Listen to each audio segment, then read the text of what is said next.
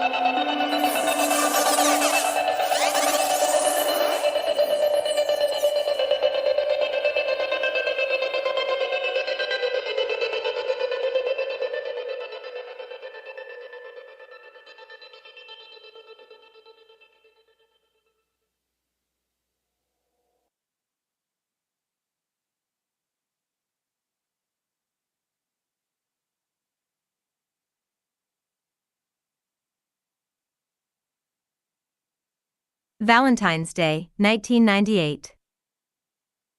I remember that day, when I asked you to be my Valentine.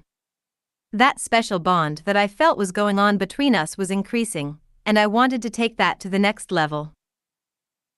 I remember the look on your face, the happiness and excitement of the day we spent together drained from your face like water running down a plug hole.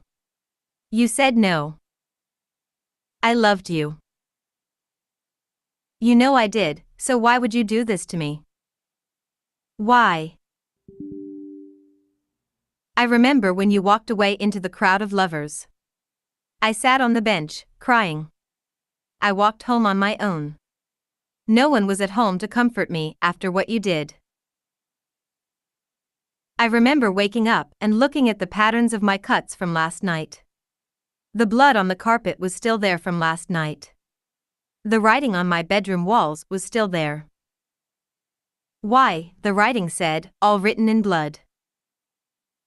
I remember 2 weeks later, I saw you on the street with another man. Much younger and better looking than me. The pain just grew and grew. Everything we had done together had just been thrown away by you.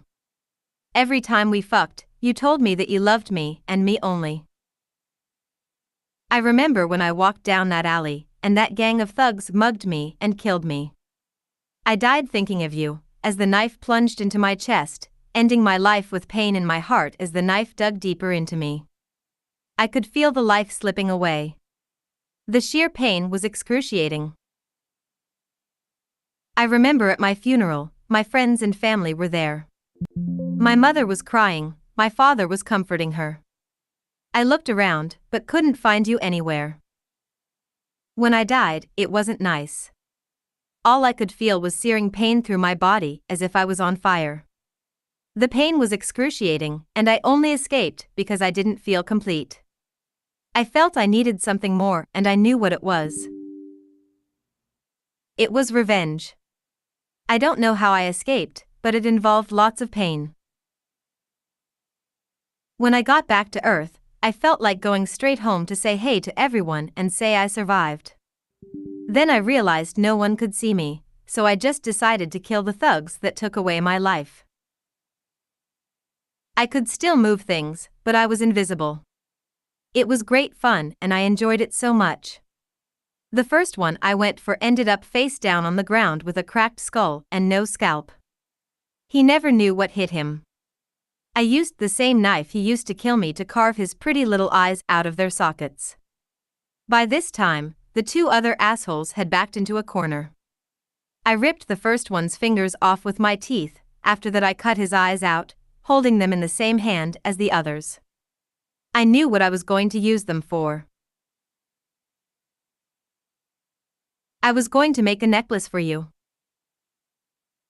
With the second shuddering in pain on the floor and the third in tears, I felt the rush and became even more violent.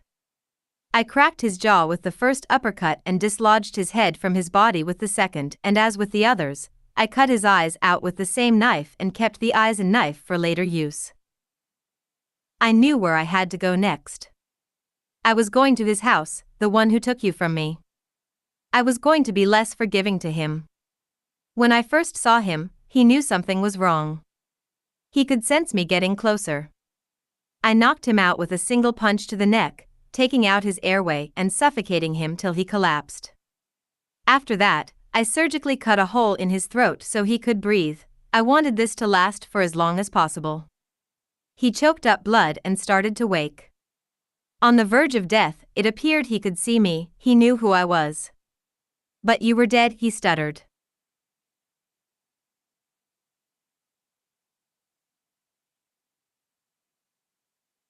I felt better after this.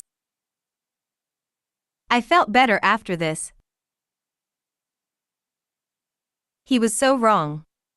I cut his eyes out with him still screaming, then plunged the knife deep into his stomach, watching his intestines pour out onto the cold carpet floor.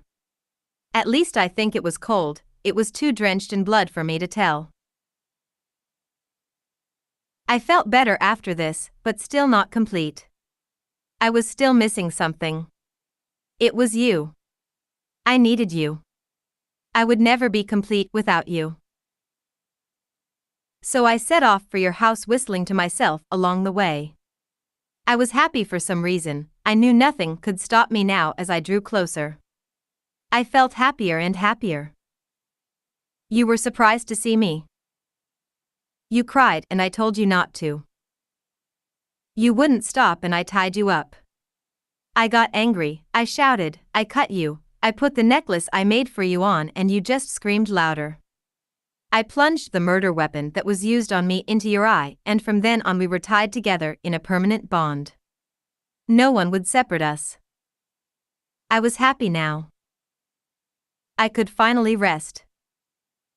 Others like you also viewed. Alarm.